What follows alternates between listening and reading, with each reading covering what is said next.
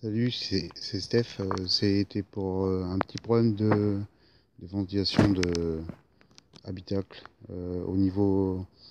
En vérité, ça ne marche pas en position 1 et 2. Et en 3, la ventilation se fait, mais il n'y a pas de chauffage. Donc en vérité, c'est tout bête. Il faut, il faut enlever la petite trappe là.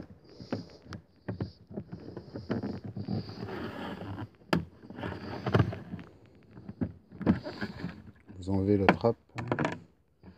Vous enlevez le cache là.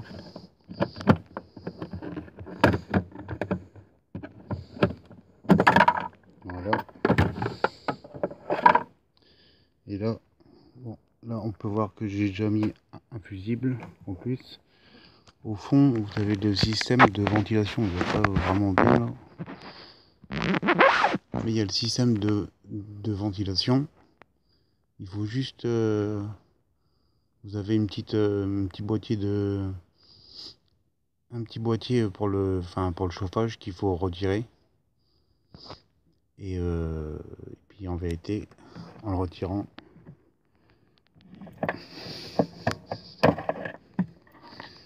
voilà. Je sais pas si on peut le voir. Voilà, c'est ça. Donc moi, le problème, c'est ce truc-là. En vérité, sur ce boîtier-là, on voit bien que vous avez une fiche. Et vous avez deux résistances de chaque côté qui chauffent. En vérité, ça sert pour le chauffage. Et là, dans le milieu, vous avez un fusible thermique. Là, on ne voit pas beaucoup. Là. On le voit là. Donc, votre fusible thermique, si en position 1 et 2, la ventilation ne marche pas, et en position 3, ça fonctionne, mais ça chauffe que dalle, c'est que c'est la résistance thermique qui est morte. En fait, c'est un fusible thermique. Un fusible thermique. Donc, il faut récupérer un fusible thermique. Je vous dirai où. On récupère un fusible thermique, on découpe un domino, on récupère qu'est-ce qu'il y a dedans et on le met à la place de l'autre. Parce qu'on ne peut pas souder vu que ça chauffe. On ne peut pas souder, donc il faut mettre ça. Donc ça sert pour relier en vérité le fusible thermique au petit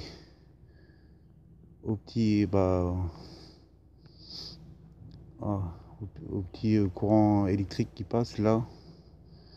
En vérité, c'est l'ancien. J'ai gardé un bout de l'ancien fusible thermique. J'ai coupé au plus près du fusible pour récupérer le filament pour pouvoir fixer le mien, quoi. Voilà. Et en plus derrière, moi j'ai mis un fusible. J'ai branché un fusible de 10 ampères en plus. Voilà. J'ai tout bien isolé avec des câbles exprès. Quand ça chauffe. Voilà. Donc c'est le truc tout bête en vérité. Il faut juste changer le fusible thermique et puis vous verrez bien, ça va marcher tout de suite. Il n'y a aucun souci, ça coûte pas cher. Donc pour l'histoire du fusible thermique, vous le trouverez dans une cafetière. Si vous avez une cafetière qui ne marche plus, vous le testez, le fusible thermique, il y en a un moment, il y en a deux dedans. Dans une cafetière, il y en a deux. Et donc, faut le tester avec un Matrix, comme celui-là, par exemple. Bien sûr, avant de le couper, il faut le tester. Avec un Matrix, il n'y a rien de compliqué, il faut juste mettre en position pour le faire sonner quand c'est en contact. Et on teste. Et on voit bien si c'est ça ou pas. Si c'est ça, vous faites exactement ce que j'ai fait. De chaque côté, ça fait comme un petit domino du fusible. Tout est en contact, donc ça cause plus de problème. Et mettre un fusible si vous voulez en plus derrière sur le gros câble. En vérité, c'est le câble qui alimente ce boîtier là. Voilà.